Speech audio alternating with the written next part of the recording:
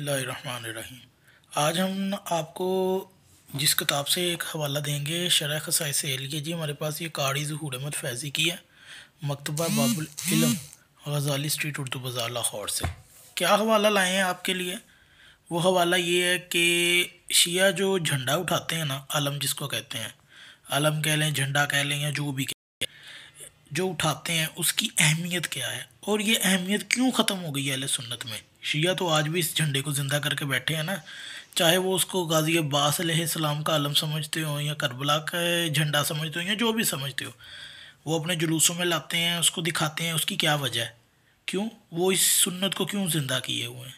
और सुन्नी यहाँ तक कि ये फतवा देते थे कि झंडा देखकर जी निकाह टूट जाता है, शिया का आलम देख के निकाह टूट जाता है। आखिर क्या वजह थी? आज सुन्नियों में वो झंडे का कॉन्सेप्ट क्यों ख़त्म हो गया? वो हुआ हज़रत उमर की वजह। तो आज बताते हैं वो कैसे ख़त्म हुआ।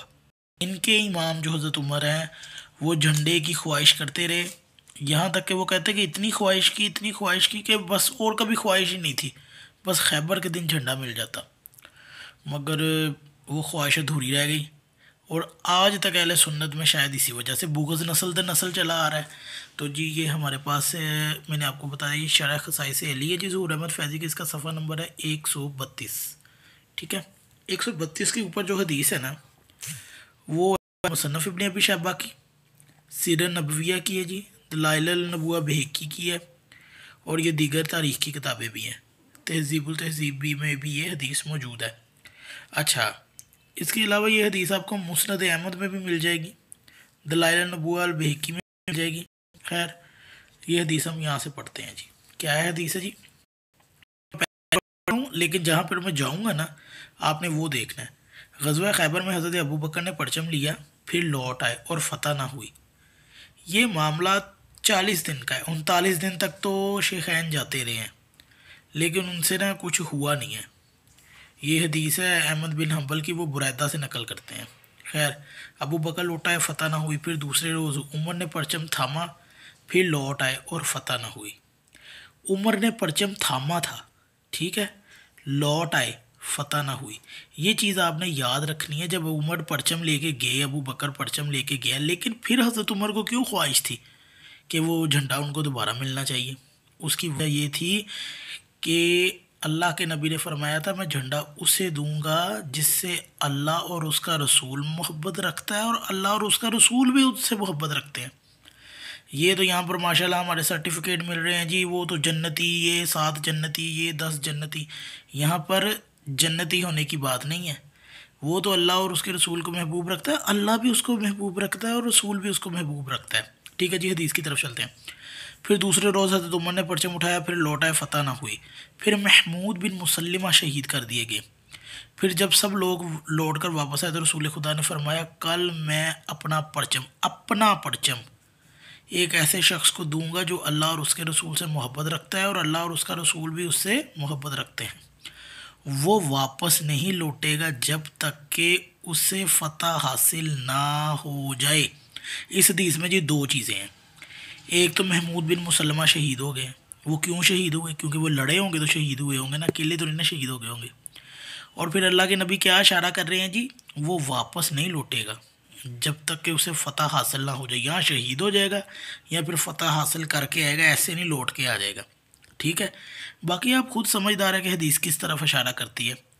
शिया ज़्यादा इशारा करते तो इनको गुस्ताखियाँ नज़र आती हैं, लेकिन अपनी किताबों में छुपी होती हैं इनके। अब ये सफ़ा था 132, ये शरह ख़साइस एहलिया के। अब अगले सफ़ा पे जा रहे हैं। ये है जी 158, 158, हाशिया 19 पे। ये किताब लिखने वाला क्या लिखता है जी, नगाह फ़रूक में परचम खैबर की कदर व मंजिलत। क्या लिखी है वो, जो हदीस नंबर 17, 18, 19 वगैरह चलेगी है। सैयदना उमर का ये जुमला काबिल गौर है कि उन्होंने फरमाया, क्या फरमाया? मैंने आपको पिछली हदीस में फरमाया था कि उमर झंडा लेकर गए थे, अबू बकर झंडा लेकर गए थे, लेकिन वो क्या फरमा रहा है उमर? वो कह रहा है कि इस रोज़ से पहले कभी इमारत की ख्वाहिश नहीं थी। इस जुमला से वो ग़ज़वा खैबर में अता होने वाले उस मखसूस आज़ाद की कदर व मंज़लत को समझना चाहते थे जो सैयदना अली को अता हुई। बिलखसूस हदीस से 1000 यानी कि 19 में उनके ये अल्फाज नहायत काबिल तवज्जो हैं। क्या? यानी मैं उस परचम को हासिल करने के लिए नगाह उठा उठा कर नबी को तकता रहता या तकता रहा। ये अहमियत और फजीलत देखे जी यहाँ पे आप। हज़रत उमर कह रहे हैं कि उस परचम को हासिल करने के लिए नगाह उठा कर हजूर की तरफ तकता रहा। और आज शिया जिस परचम को बुलंद करके फिर रहे हैं, उठा के फिर रहे हैं, इनको वो तकलीफ़ होती है, इनके नकाट टूटते हैं। सही मुस्लिम में इससे भी ज़्यादा वाज़ेह अल्फाज हैं।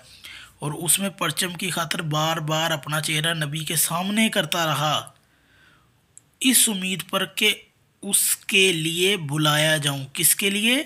झंडे के लिए बुलाया जाऊं। सही मुस्लिम रकब अल मुसलसल ये है जी 62222 और है जी 2405। ये सुनन नसाई अल कुबरा में ये अल्फाज है जी। मैं गर्दन उठा उठा कर देखता रहा, किस चीज़ को? नबी को तकता रहा कि शायद नबी फिर एक बार झंडा उमर को दे दें। तो शायद ये झंडे का कॉन्सेप्ट अहले सुन्नत में इसलिए ख़त्म हो गया कि हज़रत उमर को नहीं मिला तो लो जी हमने भी नहीं पकड़ना, बल्कि जो अब जिनके पास अब जिनको मिला हुआ है ना वो झंडा, अब सिर्फ उनसे बुग़्ज़ करना है। अब उनसे करना है जी ये क्यों करते हो, वो क्यों करते हो, खुद जो मर्ज़ी करते रहे, इनको पूछने गूछने वाला नहीं है ना। और अगर एतराज़ कर दो जी गुस्ताखी होगी गुस्ताखी होगी, अपनी किताबें पढ़ लिया करें पहले। खैर आगे चलते हैं जी। सिर्फ सैयदना उमर ही नहीं बल्कि पूरी कौम गर्दन उठा उठा कर देखती रही। एक और हदीस में नहायत वाज़ेह अल्फाज मौजूद हैं। क्या हैं जी? लोगों ने उस परचम की उम्मीद में गर्दनें बुलंद की। मुस्नद बाज़ार में जिल्द 3 में सफ़ा 22 पे रकम 770 पे आपको ये हदीस मिल जाएगी। मजमुअल ज़वाइद में भी है, खैर दूसरी में भी है। आगे चलते हैं जी। इसके अंदर है कि हम में से जिस इंसान की रसूलुल्लाह के नज़दीक कोई मंज़िलत थी वो उम्मीदवार था कि वही साहिब परचम होगा। ये अल्फाज देखें इनकी हदीसों में, यानी कि चेंज हो कहते हैं। सवाल पैदा होता है कि सहाबा कराम इस कदर इस्तराबी कैफियत से उस परचम के हसूल के लिए क्यों मुंतज़र थे। ये जवाब इनके इमाम है जी अबुल अब्बास कुर्तबी ने लिखा है जी। वो कहते हैं जी सहाबा कराम की ये कोशिश उस मुअज़्ज़ज़ रुतबा और बुलंद मकाम के हसूल में कामयाबी के लिए थी जिससे बढ़कर और कोई चीज़ मुअज़्ज़ज़ नहीं। खैर ये तो अब्बास अल कुर्तबी का अपना नज़रिया ना, जो मुझे इतना तो ख़ास नहीं लगा। यहाँ पर उमर का नज़रिया से ही पता लग जाता है कि वो कह रहा है कि उस रोज़ से पहले कभी अमारत की ख्वाहिश नहीं थी, यानी कि झंडे की ख्वाहिश नहीं थी।